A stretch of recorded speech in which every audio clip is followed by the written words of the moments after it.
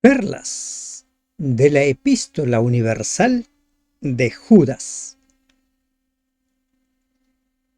Según el versículo 3, parece que el autor tuvo el propósito de escribir una verdadera epístola pastoral para confirmar a los creyentes en su fe cristiana.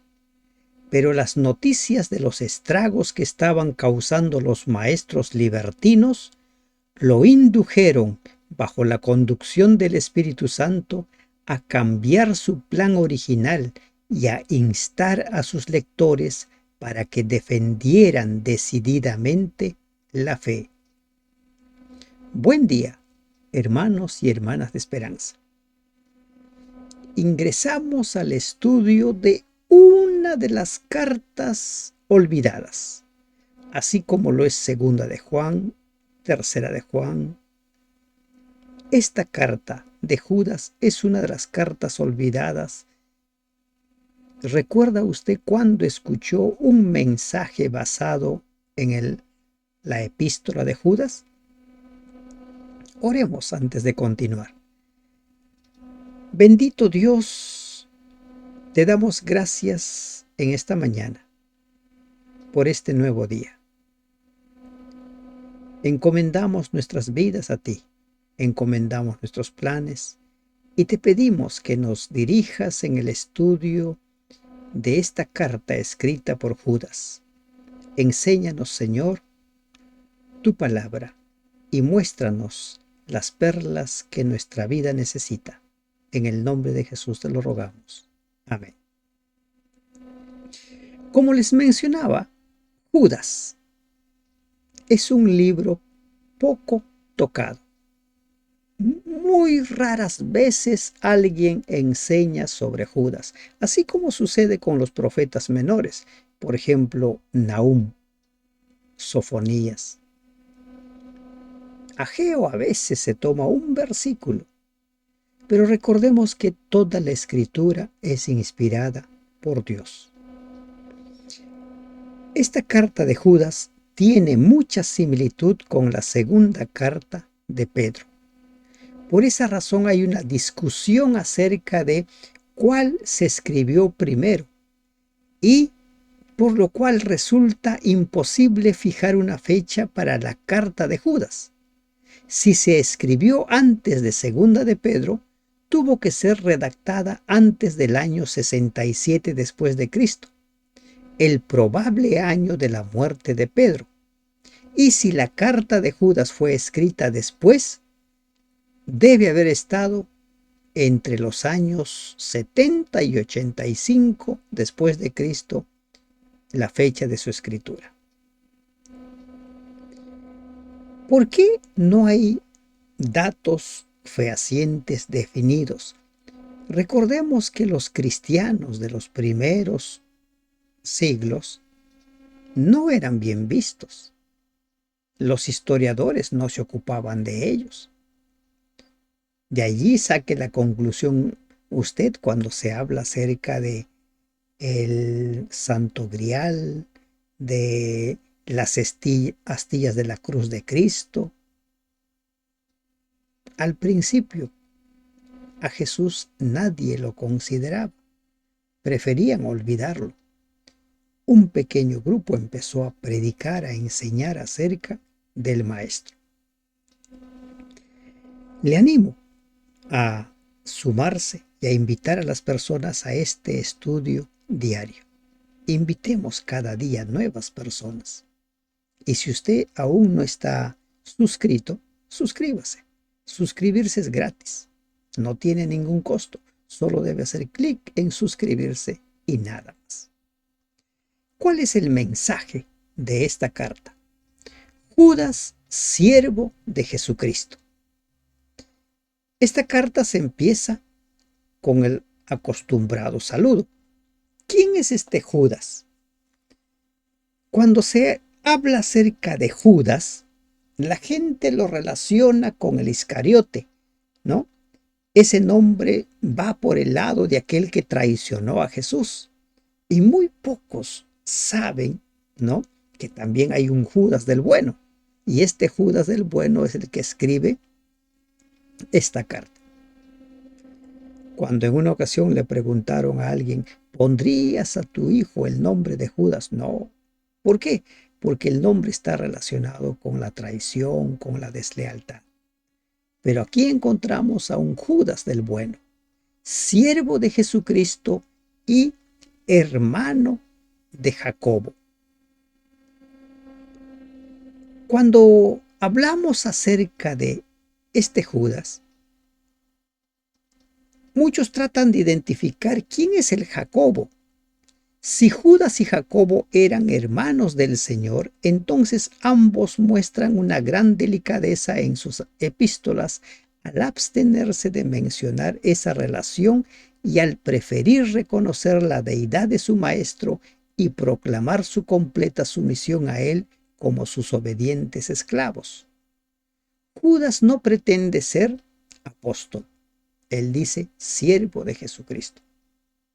Hay quienes sostienen que Santiago y Judas eran hijos de José y por lo tanto hermanos políticos, porque no carnales, de Jesús. Y que al principio, sobre todo Santiago, se oponía a Jesús y después lo aceptó como quien era el Cristo. Pero en la Biblia no se nos da referencias al respecto. Esta es la información que tenemos. A los llamados santificados en Dios Padre y guardados en Jesucristo. A los llamados santificados. ¿Quién es un santificado?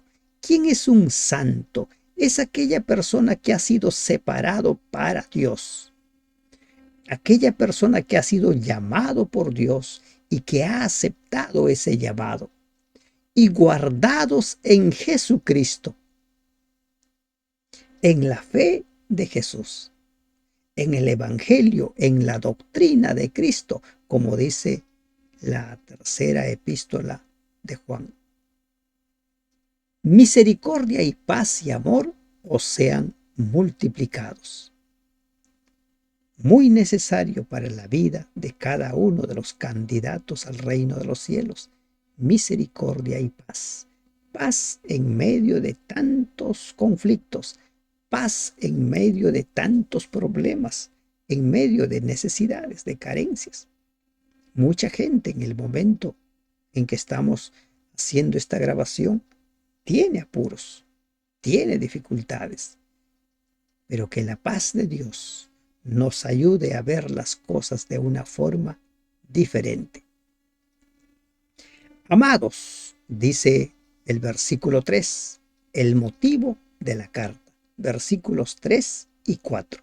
¿Cuál es el motivo?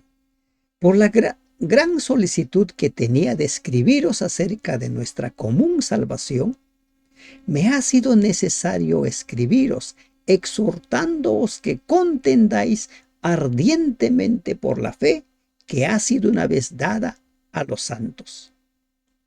El propósito original de esta carta, como nos da a entender este versículo, era ser pastoral, una carta que guíe a los hermanos acerca de sus obligaciones, sus deberes, una carta pastoral como escribió, por ejemplo, Pablo a Timoteo, a Tito.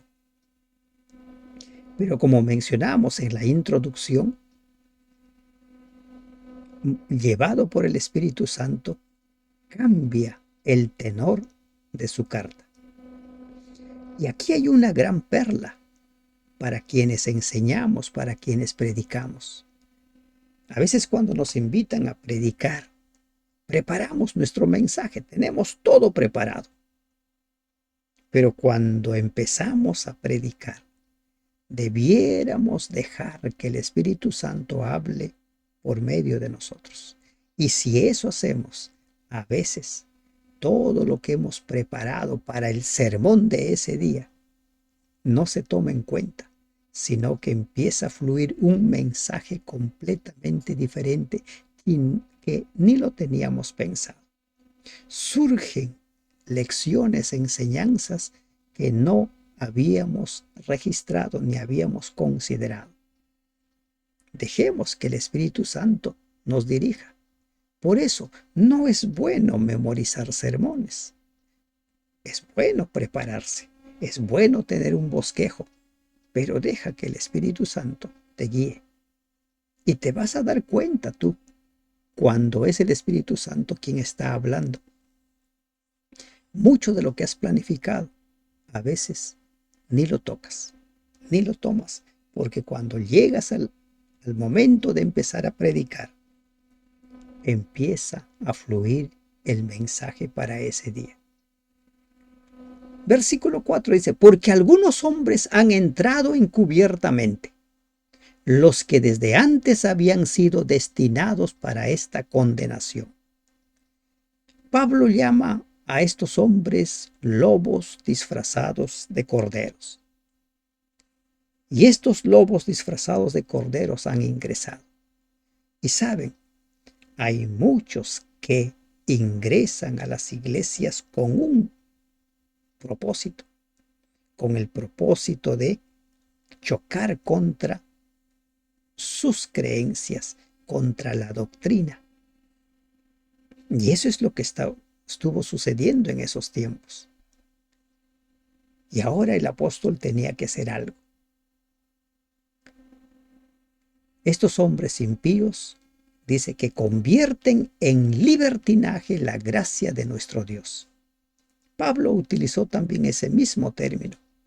Ahora utilizaremos la libertad para pecar. Pedro también utilizó una frase similar. No utilicemos nuestra libertad para enredarnos en el pecado. Estos falsos maestros, estos lobos disfrazados de corderos, pervertían la gracia de Dios, la convertían en libertinaje y niegan a Dios el único soberano y a nuestro Señor Jesucristo.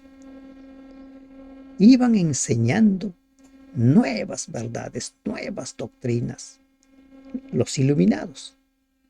Una cosa es dejarse guiar por el Espíritu Santo y que el mensaje vaya acorde al Evangelio, a la palabra de Dios, y otra cosa muy distinta es considerarse un iluminado y pretender tener la luz para cambiar todo. El apóstol Pablo advierte sobre un evangelio diferente. Quien pretende enseñar un evangelio diferente, aunque sea un ángel, debe ser considerado, dice, anatema. Niegan al soberano Dios. Niegan. ¿Qué dice Juan? ¿Quién es un anticristo? El que niega que Jesús ha venido en carne, que Cristo se ha encarnado. Estos maestros en la actualidad también existen. Si no, simplemente revisemos las creencias que existen. ¿Cuántas de esas creencias, cuántas de esas prácticas que hoy en día tienen vigencia en las iglesias se pueden sostener, se pueden sustentar con un escrito? Está. Miren, si ustedes se van dando cuenta, el mundo, los pensadores del mundo han ido creando nuevas ideologías, y esas ideologías que aparentemente son inocuas, que aparentemente son buenas, buscan igualdad, buscan el respeto de los derechos, han ido ingresando a nuestras iglesias. Y nosotros los hemos ido recibiendo sonrientes, sin percatarnos de lo que trae dentro. Siempre piense en esto. Lobos disfrazados de corderos. Las ideologías también son lobos disfrazados de corderos. Y esto estuvo pasando ya en esos tiempos, en el tiempo de los apóstoles. Imagínense en nuestros tiempos. Imagínense. El libertinaje lo sustituyeron en lugar de la gracia y niegan la soberanía de Dios. Y dice, mas quiero recordaros, ya que una vez lo habéis sabido, que el Señor, habiendo salvado al pueblo, sacándolo de Egipto, después destruyó a los que no creyeron. Ahora el apóstol lanza claras advertencias a sus lectores, que tengan en cuenta cuáles son las consecuencias de la apostasía, cuáles son las consecuencias de pretender cambiar el evangelio, de pretender cambiar el mensaje, cambiar la verdad. Y pone como primer ejemplo lo que pasó con Israel, el Israel rebelde. Él los sacó de Egipto con mano poderosa, pero después los destruyó. ¿A quiénes? A los que no creyeron. Destruyó a quienes se rebelaron contra Dios. ¿Cuántos salieron de Egipto? Dice la palabra, aproximadamente 600,000, sin contar varones ni niños, o mujeres ni niños. Un promedio de casi 1,000,000 de personas, pero 600,000 varones. ¿Cuántos ingresaron de esos varones? Solo 2. Solo 2. Esa primera generación que salió se rebeló contra Dios a pesar de haber visto la mano poderosa de Dios. Primera evidencia de qué es lo que sucede con los rebeldes, qué es lo que sucede con los que pretenden cambiar el evangelio, la verdad. Segunda evidencia, los ángeles. Y a los ángeles que no guardaron su dignidad, sino que abandonaron su propia morada, los ha guardado bajo oscuridad en prisiones eternas para el juicio del gran día.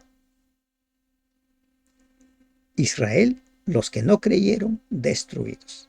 Los ángeles, esos ángeles rebeldes, dice Apocalipsis 12 que fueron la tercera parte de todos los ángeles. ¿Qué ha pasado con ellos? Los ha guardado bajo oscuridad en prisiones eternas para el juicio del gran día. Los rebeldes cosechan las consecuencias. Y aquí vale una pregunta. ¿Qué significa que estos rebeldes ángeles han sido guardados bajo oscuridad en prisiones eternas? Primero, ¿dónde está esta prisión eterna? ¿Quién tentó a Jesús? Satanás. ¿Dónde estaban los espíritus con el endemoniado gadareno? ¿Recuerdan el endemoniado gadareno? En él, ¿verdad? En la persona. En pocas palabras, ¿dónde es que reina Satanás? En el Evangelio de Juan, Jesús dice que Él es el príncipe de este mundo. Y Él mismo le dice en la tercera tentación a Jesús, todo esto te lo voy a dar porque a mí me ha sido dado. ¿Dónde está esa prisión eterna del cual habla Judas? Algunos dicen, bueno, es el infierno, allí en el infierno se está quemando. Nuestra lucha no es contra carne y sangre, sino contra Satanás y sus huestes, Efesios 6. Y por eso necesitamos vestirnos de toda la armadura de Dios. Entonces, ¿dónde es esta? Es la prisión eterna, la tierra. ¿Y cómo entendemos esto de eterno? ¿Va a estar prisionero eternamente? Apocalipsis 20 dice que va a ser lanzado al lago de fuego. En el lago de fuego, donde va a ser destruido. Y algunos dicen, bueno, pero en el lago de fuego se va a quemar, como dice Apocalipsis 20, por todos los siglos, por la eternidad. En pocas palabras, quienes sostienen la existencia de un infierno eterno, consideran que el infierno es eterno, que los pecadores son eternos, que el mal es eterno. Pero nosotros sabemos por Primera de Corintios que eso no es así. Que inmortalidad lo reciben los justos cuando Cristo venga por segunda vez. La evidencia nos dice que Satanás y sus ángeles están aquí en la tierra buscando a quien devorar como león rugiente. Y entonces el lenguaje que utiliza Judas para prisiones de oscuridad eterna se refiere a la tierra. ¿A dónde fue arrojado, según Apocalipsis 12, Satanás después de ser derrotado por Cristo o por Miguel? A la tierra. A la tierra. Tercera evidencia de qué es lo que sucede con los apóstatas, con los rebeldes, con los lobos disfrazados de cordero. Tercera evidencia. Y aquí el apóstol está hablando acerca de tengan cuidado, ¿no? Tengan cuidado con rebelarse. Miren las consecuencias. Como Sodoma y Gomorra y las ciudades vecinas, las cuales, de la misma manera que aquellos, habiendo fornicado e ido en pos de vicios contra naturaleza, fueron puestas, por ejemplo, sufriendo el castigo del fuego eterno. Primer ejemplo, el pueblo de Dios rebelde cosechó las consecuencias. Segundo ejemplo, los ángeles celestiales rebeldes cosecharon las consecuencias. Tercer ejemplo, ciudades impenitentes que no querían aceptar el mensaje y por el contrario se entregaron a un libertinaje desenfrenado. Un ejemplo, el castigo del fuego eterno. ¿Qué significa el fuego eterno? Dice segunda de Pedro 2 lo siguiente. En el versículo segunda de Pedro 2:6 dice: y si condenó por destrucción a las ciudades de Sodoma y de Gomorra, reduciéndolos a ceniza y poniéndolas de ejemplo a los que habían de vivir impíamente. ¿Qué significa ese fuego eterno? Sodoma y Gomorra fueron reducidos a ceniza. Incluso los arqueólogos han encontrado los restos de estas ciudades. ¿Qué significa fuego eterno? No que siga ardiendo por la eternidad, como algunos dicen. Bueno, Apocalipsis 20 dice que el fuego va a arder por la eternidad y serán atormentados día y noche por los siglos de los siglos. Y aquí dice, se nos ha puesto como ejemplo, dice Pedro,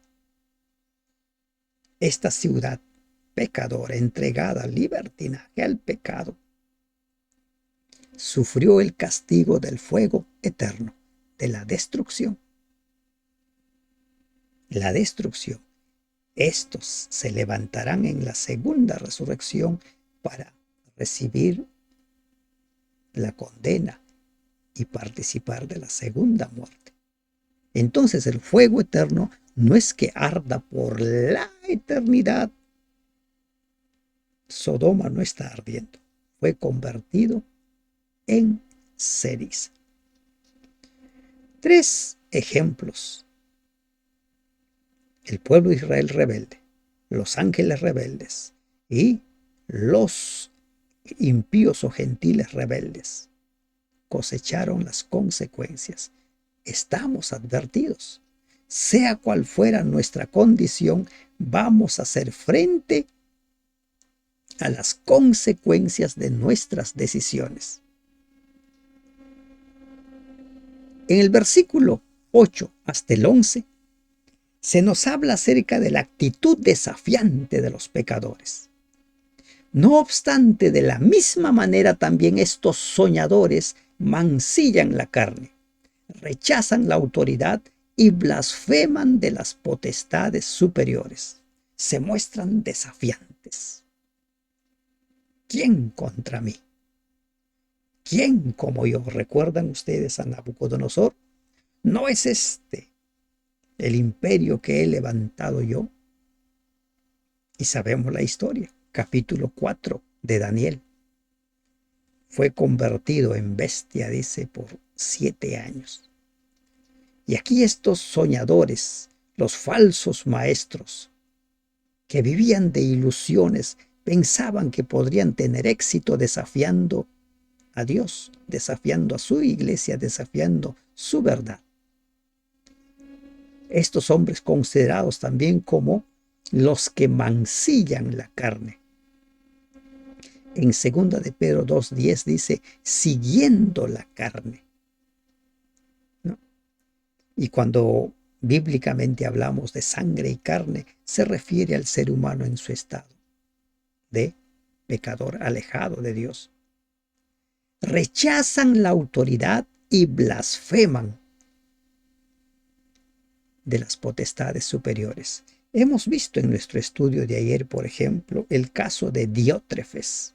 Diótrefes rechazaba la autoridad del apóstol Juan, al punto que no recibía nada de lo que él enviaba, al punto que expulsaba a las personas que se atrevían a desafiar su autoridad. Estos personajes ya habían ingresado a las iglesias y blasfemaban de las potestades superiores. Y pone aquí un ejemplo.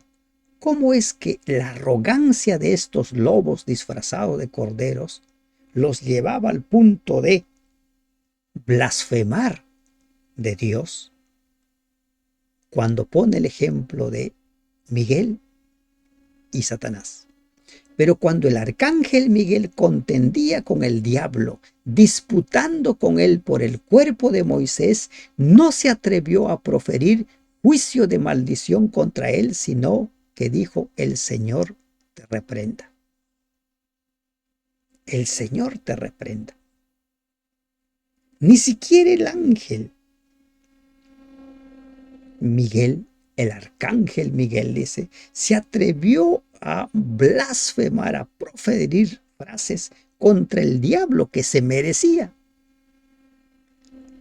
Pero los lobos disfrazados de corderos blasfeman de las potestades superiores. Y hoy en día tenemos muchos de esos blasfemos contra el nombre de Dios. Hay quienes toman el nombre de Dios para hacer creíbles sus engaños, sus mentiras. Y este versículo también nos permite hablar un poco acerca de la resurrección de Moisés. Es este pasaje que nos habla de la resurrección de Moisés. En el libro de Deuteronomio se nos habla de su muerte, pero no se nos habla de su resurrección. Y la evidencia de esa resurrección lo encontramos en el monte de la transfiguración, cuando Jesús sube con Pedro, Santiago y Juan, y allí aparecen dos personajes, Moisés y Elías. La Biblia nos da evidencias de esa resurrección, pero aquí es donde dice que se disputaban por el cuerpo de Moisés. Y es interesante, miren ahora esta frase.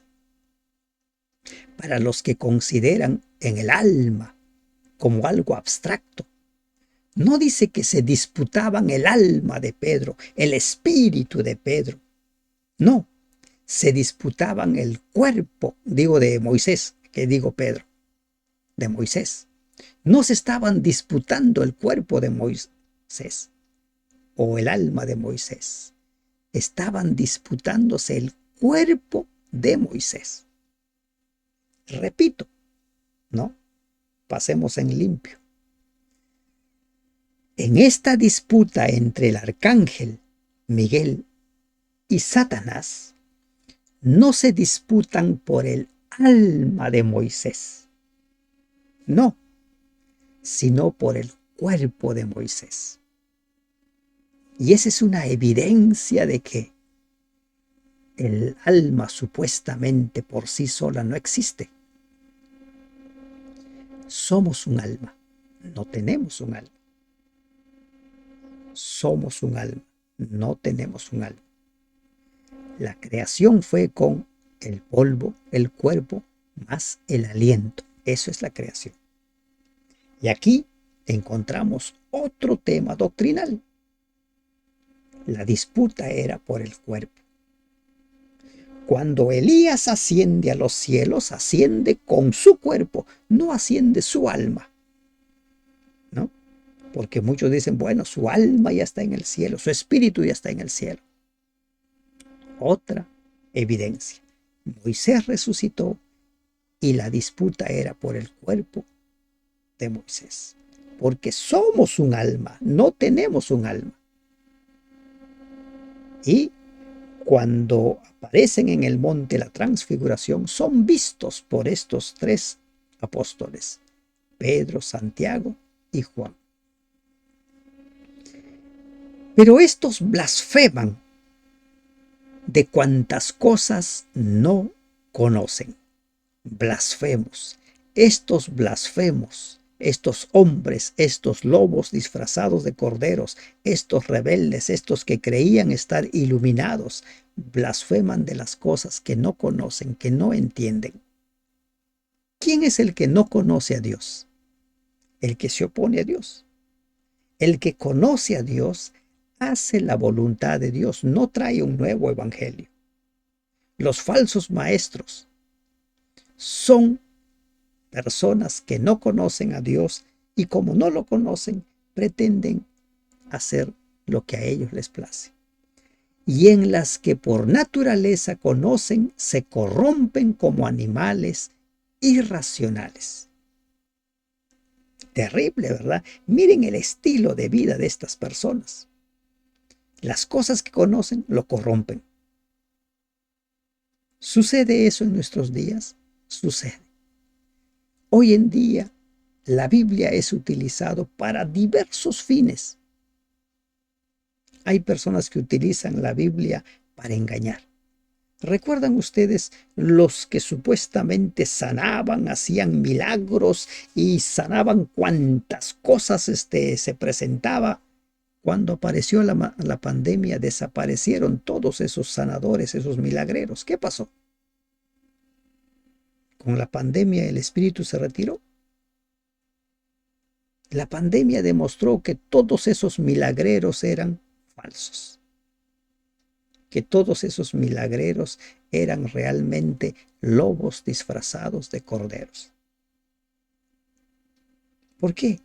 Porque así ostentosamente no obra el Espíritu Santo. Ostentosamente el Espíritu Santo no hace ese tipo de sanidades. ¿Cómo lo hacía Jesús? Muchas veces decía, no se lo digan a nadie. Animales irracionales. Ay de ellos, porque han seguido el camino de Caín. Ahora pone tres ejemplos.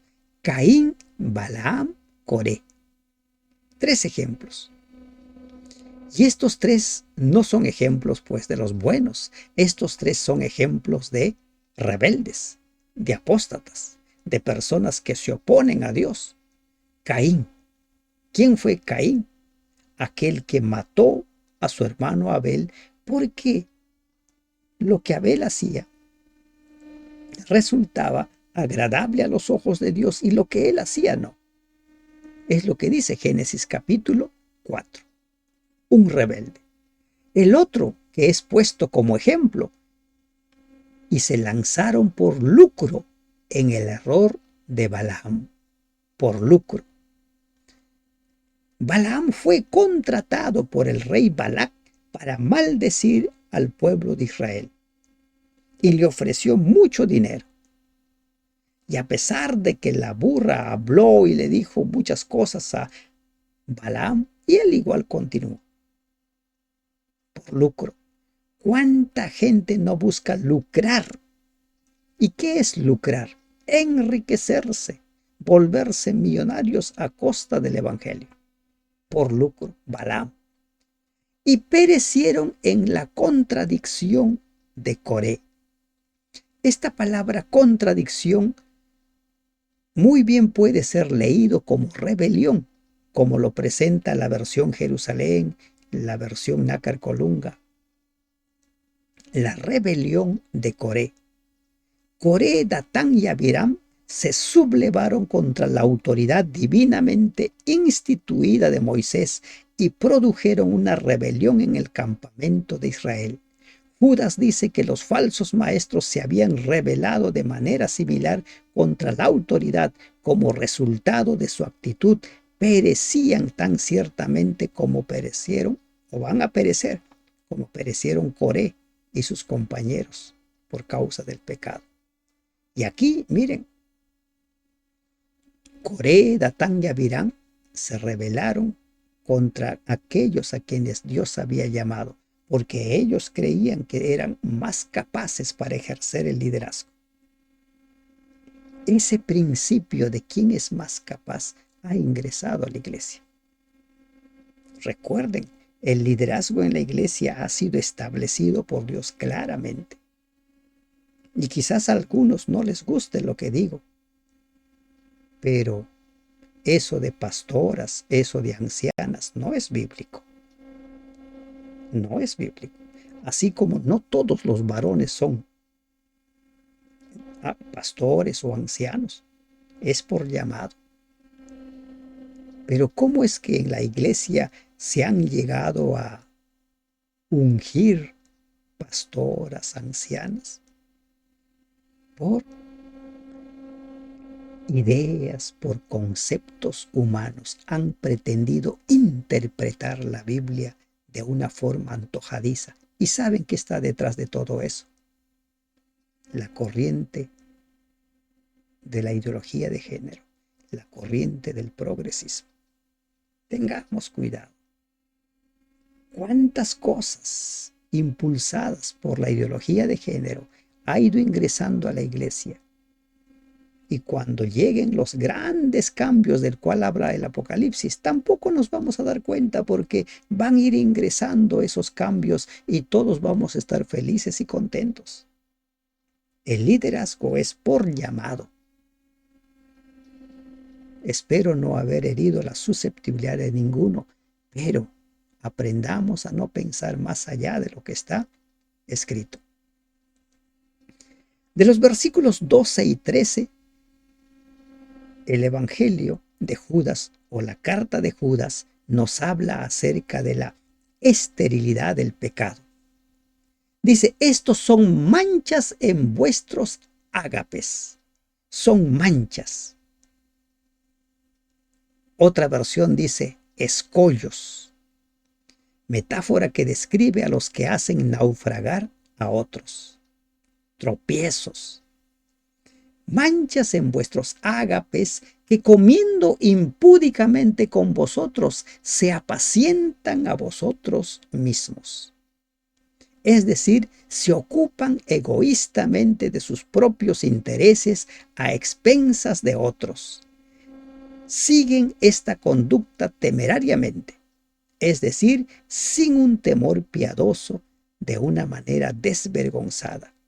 Judas usa en este versículo 3 palabras que comienzan con el prefijo a, que significa sin temor, impúdicamente, sin agua, sin fruto.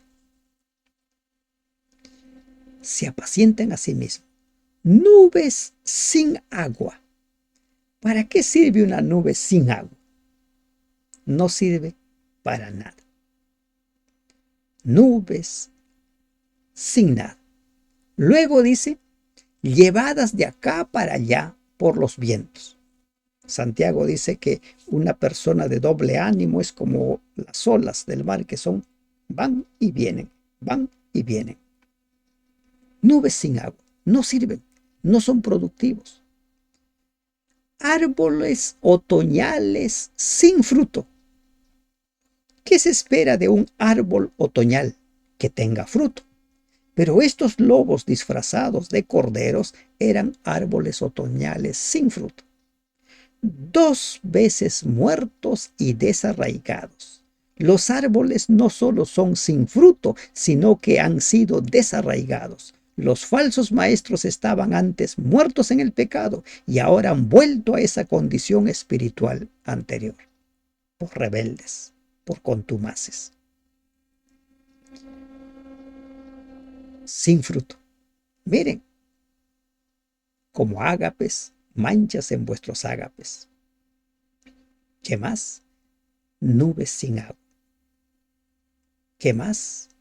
Árboles otoñales. No sirven. No son productivos, no sirven para el crecimiento espiritual, simplemente están allí para aparentar, como ese árbol que aparentaba que tenía frutos y fue maldecido por Jesús. Fieras ondas del mar que espuman su propia vergüenza. Ondas del mar, fieras. Estos lobos disfrazados de corderos generalmente quieren imponer su ideología, quieren imponer su mensaje. A la mala. Recuerden a Diótrefes. Amenazaba a la gente y a los que no querían seguir sus lineamientos los fue expulsando. Fieras ondas. Cuando tú veas un dirigente, un líder en tu iglesia que quiere imponer sus ideas, este hombre no está siendo un instrumento de Dios, sino es otra fiera onda del mar que espuma su propia vergüenza. Así como el mar junta su basura en la espuma de sus olas, así también los maestros, estos falsos maestros, manifiestan sus vergonzosas concupiscencias. Estrellas errantes. Miren la cantidad de símiles que usa Judas para decir estos falsos maestros no sirven para el crecimiento espiritual, no sirven para ser tu guía de camino a la Canaán celestial. Estrellas errantes. Una estrella fija puede servir a un caminante, guiarse. Por ejemplo, la estrella polar, ¿no? Entonces los navegantes, los caminantes ven. Pero una estrella errante, ¿para qué sirve? No sirve para nada. Algunos lo llaman cometas, para los cuales está reservada eternamente la oscuridad en las tinieblas. Una vez más, la palabra eternamente. ¿Hasta cuándo va a ser ese eternamente? Hasta cuando llegue el día del castigo definitivo, hasta cuando llegue el día de recibir la sentencia, hasta cuando llegue el día de participar de la muerte segunda que los vuelve a la nada. Los versículos 14 al 16 se nos da la seguridad de la condenación de los impíos. La seguridad. Es seguro que los impíos van a ser condenados. Nosotros elegimos, hemos sido llamados para tener vida eterna, pero si rechazamos, estemos seguros que van a ser condenados. Hay muchos comunicadores que dicen, Dios es amor, Dios es bueno, Dios no va a destruir a sus hijos. Sí, a sus hijos no los va a destruir, pero a los que no quieren ser sus hijos, sí los va a destruir, porque es lo que quieren. Dios da lo que la gente quiere. Y si haciendo uso de nuestro libre albedrío queremos ser destruidos, pues seremos destruidos.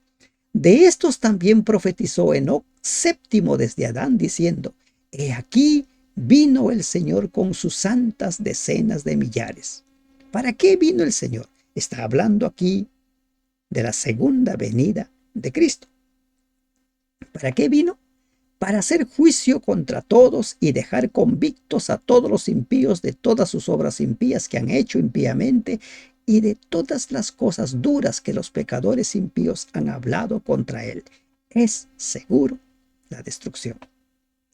Y esta destrucción está profetizado desde el Antiguo Testamento, profetizado desde antes del diluvio. ¿Quién dice? Enoc. Vio a Cristo venir. ¿Para qué venía? Como dice Apocalipsis 22:12, venía con su galardón para dar a cada uno según sean sus obras. La condenación de los impíos es segura. Y aquí encontramos otra enseñanza doctrinal más. La segunda venida de Cristo es la esperanza bienaventurada desde antes del diluvio, desde el mismo Edén, cuando Dios anunció el Evangelio, el plan de salvación, cuando Dios anunció que vendría la simiente. Enoc se gozó en ver la segunda venida. ¿Y para qué venía? Para que se produzca el juicio contra los impíos. Estos son murmuradores, querellosos, que andan según sus propios deseos, cuya boca habla cosas infladas, adulando a las personas para sacar provecho. La destrucción es justa. ¿Por qué? Porque son personas que no han permitido que el Espíritu Santo reproduzca los frutos o el fruto que el Espíritu Santo solo puede producir en la vida de las personas. En cambio, en la vida de estas personas se dan lo que Gálatas capítulo 5 llama las obras de la carne. Y que son murmuradores, querellosos, andan según sus propios deseos, lo que quieren, lo que les parece. Son las personas que quieren que el Evangelio se amolde a ellos y no ellos amoldarse al Evangelio. Son esas personas que dicen, bueno, los tiempos han cambiado, vivimos nuevos tiempos y pues el Evangelio tiene que amoldarse a estos tiempos. Por ejemplo, los que sostienen que los homosexuales deben ser aceptados como tal y no ser considerados como pecadores. Dice, los tiempos han cambiado, ya mira. Quien piensa de forma distinta es un retrógrado. ¿Eso es así? No es así. Varón y mujer es la creación. Pero el progresismo, la ideología de género, ha ido introduciendo estos conceptos. Y ya hay iglesias que se precian de ser cristianas, que se precian de ser el pueblo de Dios, que han aceptado la homosexualidad como algo natural. Hay ministerios. Es una cosa evangelizar al homosexual para invitarlo al arrepentimiento, a que entregue su vida. Cualquier pecador puede ser evangelizado. Es aceptado en la condición que es, pero luego el Señor le dice cómo debe vivir. Esa es la función de la ley de Dios, cómo debe vivir. Andan, dice, hablando cosas infladas, adulando a las personas para sacar provecho. Los tiempos, estimados hermanos, pueden pasar 20 siglos más, 100 siglos más, pero el Evangelio sigue siendo el mismo. Se anuncia la crisis. Hay una crisis predicha de los versículos 17 al 19. Pero vosotros, amados, tened memoria de las palabras que antes fueron dichas por los apóstoles de nuestro Señor Jesucristo. ¿Qué debían tener memoria? Del Evangelio predicado por los apóstoles. Judas no dice, bueno, hermanos, ya estamos en otra época, ¿no? Ya estamos en otra década.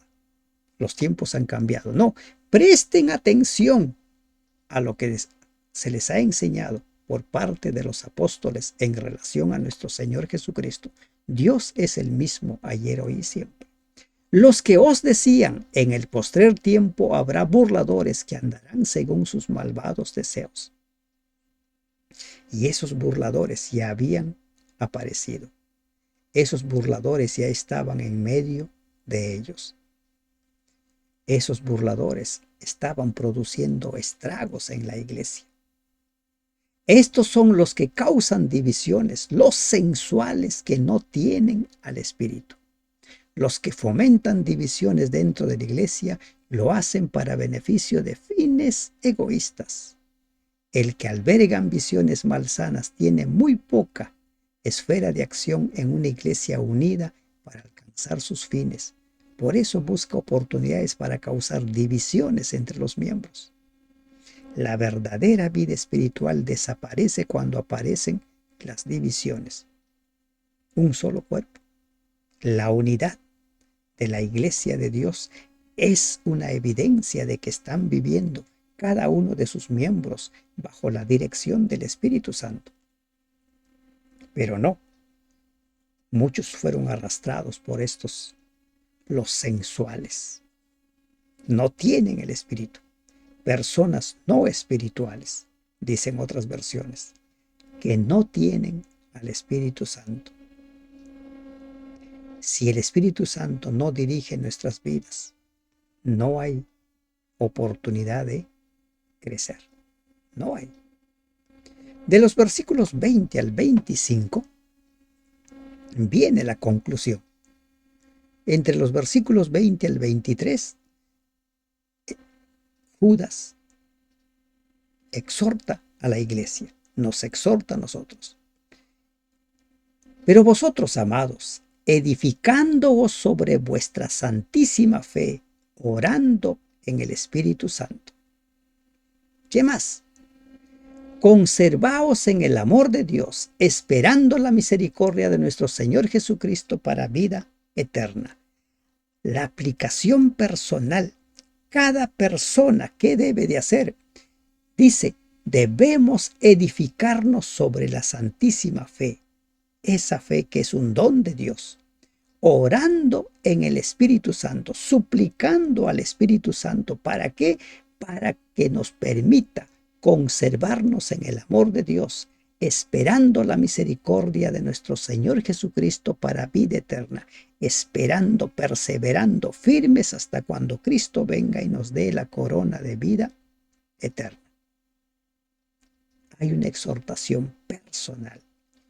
Permanezcamos firmes. ¿Y cómo va a ser? Manteniendo la fe, esa fe que viene desde el principio, esa fe que no cambia con el paso de los siglos.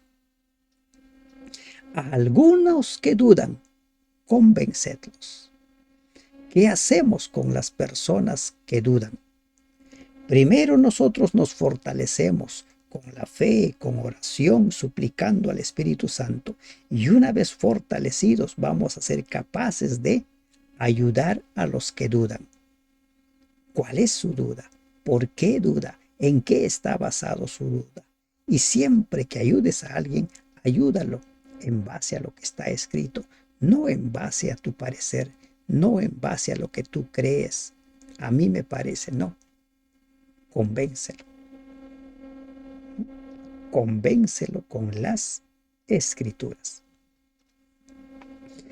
A otros salvad, arrebatadlos del fuego, y de otros tened misericordia con temor, aborreciendo aún la ropa contaminada por su carne. Salvar, redimir, llevar a las personas a los pies de Cristo. Esa es la misión. Primero, nos fortalecemos por la oración. Nos fortalecemos suplicando al Espíritu Santo. Nos fortalecemos fortaleciendo nuestra fe. Y ayudamos a los que dudan, a los que están más lejos, a arrebatarlos del fuego, rescatarlos. Es por eso que no debemos nosotros quedarnos sin hacer cuando un miembro de iglesia deje de asistir. No debiéramos quedarnos. Hay que hacer algo para rescatarlo. Y así, haciendo todos los esfuerzos, no quiere. Lamentablemente, la persona habrá decidido. Pero hay algunos que están confusos, hay algunos que están resentidos, hay algunos que no han entendido bien el Evangelio y entonces por diversas razones se alejan de la iglesia. Y cuando conocen a Dios y cuando comprenden el amor de Dios, vuelven a arrebatarlos del fuego. Hay que tener misericordia con el que comete errores. Hay que ser misericordiosos. Nunca perdamos de vista que la razón de la disciplina es restaurar. Al que cayó hay que rescatarlo, aborreciendo aún la ropa contaminada con su carne. Rescatamos al pecador, pero no participamos de sus hábitos, de sus costumbres. Y se cierra el mensaje con una gran exhortación. y a aquel que es poderoso para guardaros sin caída. El apóstol Juan escribe en su carta, en sus epístolas: estas cosas les escribo para que no pequen. Y ahora Judas dice: el que es poderoso para guardaros sin caída. Una vez más nos encontramos con que no hay excusa para la tibieza espiritual, para la mediocridad espiritual. No hay excusa. Él es poderoso para guardarnos sin caída y presentarnos sin mancha delante de su gloria con gran alegría. Él es poderoso. Lo que tenemos que dejar es que Él obre en nuestra vida, que cree el querer como el hacer. El problema de nuestros fracasos, de nuestras caídas, es que nosotros lo que hacemos es justificar nuestra debilidad, justificar nuestro pecado. Pero Él es poderoso para guardarte sin caída. Él es poderoso para presentarte sin mancha delante de Dios. Y dice: delante de su gloria con gran alegría. Un gozo tan grande que supera todo lo que pueden expresar las palabras. La mente no es capaz de describir el gozo que llenará el corazón del creyente cuando al fin se encuentre delante del trono de Dios. Permitamos que el Espíritu Santo obre en nosotros. Permitamos que el poder de Dios obre en nosotros para guardarnos sin caída. Al único y sabio Dios, nuestro Salvador, sea la gloria y majestad, imperio y potencia, ahora y por todos los siglos. Aquí, al único y sabio Dios, sea la honra y la gloria. De Él procedemos, por Él hemos sido salvados, por Él hemos sido rescatados. A Él sea la honra y la gloria. El mensaje está dado, la advertencia está dada. Y recuerda esta gran perla: Él es poderoso para guardarnos sin caída. Que Dios te bendiga. Amén.